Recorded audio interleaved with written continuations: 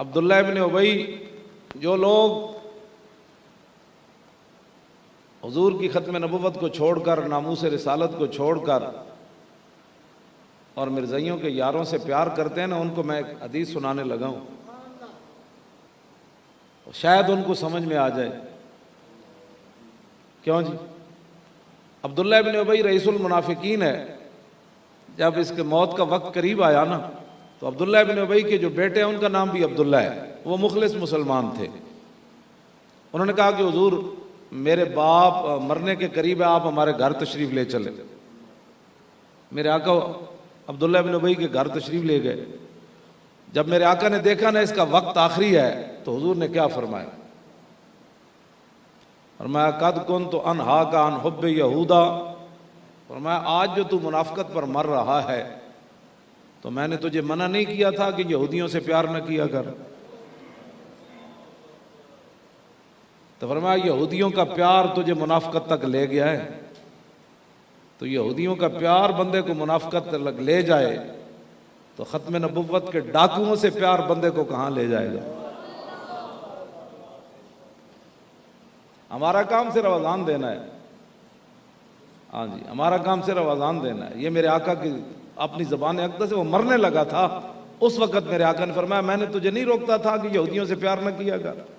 دو دل تو رب نے سینے میں رکھے نہیں ہے نا، یہی تو میں روتا ہوں نا کہ دو دل تو رکھے نہیں ہیں کہ ایک ووٹ کے لیے پیار ہو، دوسرا نماز کے لیے پیار ہو، ایک دل میں حضور کی محبت ہو، دوسری دل میں سیاسیوں کی محبت ہو۔ دو دل تو رب نے رکھے نہیں، دل تو ہے ایک ہی، اس میں محبت ایک ہی رہ سکتی ہے۔ ہاں بالکل، حضور نے فرمایا کہ آج تو بتا تیری منافقت تجھے کہاں لے گئی۔ اور پھر یہ نہیں ہے کہ کوئی ایسا سمجھا کہ میں جا کے حج کراؤں گا تو عمرے کراؤں گا۔ حضور نے اس کو 2 قمیضیں دی ہیں کفن میں، 2 قمیضیں۔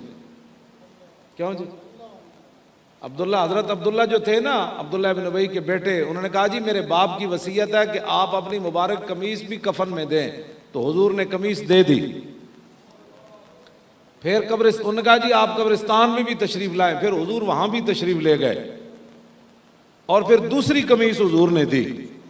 حضور نے 2 کرتے دیے اسے کفن میں، لیکن حضور کے 2 کرتے کفن پہننے کے باوجود وہ جنتی نہ بن سکا۔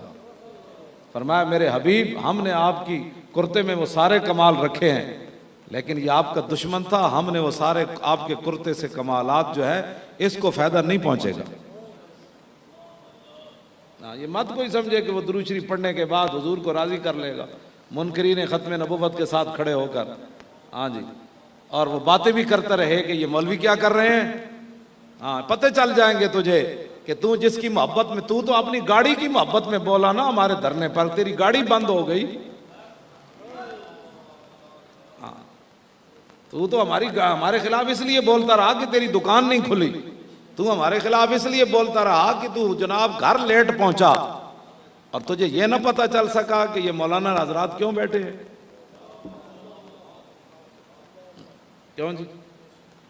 یہ مت سمجھا کر کہ تو گھر آ کر 100 بار درود پڑے گا تو رسول اللہ ختم نبوت کے اتنے بڑے کاز پر تجھے معاف کر دیں گے، تجھے پتہ ہی نہیں چلا۔ تو اتنا سیانا ہے کہ 2 نمبر مال تو بیچنا، تو بڑا سیانا ہے، تینوں پتہ ہے دکان تو سودا کتھوں چگا لبدا ہے، چھولے کتھوں لبے چنگے لبدے ہیں، تے تینوں اجے تک یہ سمجھ نہیں آئی کہ مسئلہ ختم نبوت کیا ہے۔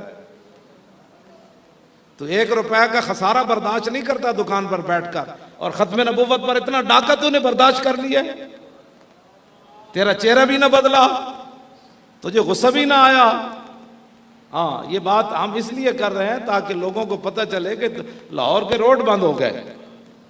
یہ تو تجھے پتہ چلا لاہور میں روڈ بند ہو گئے، لیکن تجھے یہ نہ پتہ چلا کہ اسمبلی کے اندر حضور کی ختم نبوت پر ڈاکہ پڑا ہے۔ ہمارا اتنا ہی کام ہے، اس سے آگے بات ہم نہیں کرتے، آگے بڑی ساری باتیں ہیں۔ آگے جو حضور نے فرمایا، کیا فرمایا جی؟ فَإِنَّهُ لَا يُقْدَرُ عَلَىٰ مَنْ عِنْدَهُ إِلَّا بِطَاعَتِهِ، فرمایا اللہ کے پاس جو کچھ ہے نا، اللہ اسی بندے کو دیتا ہے جو اس کی اطاعت کرے۔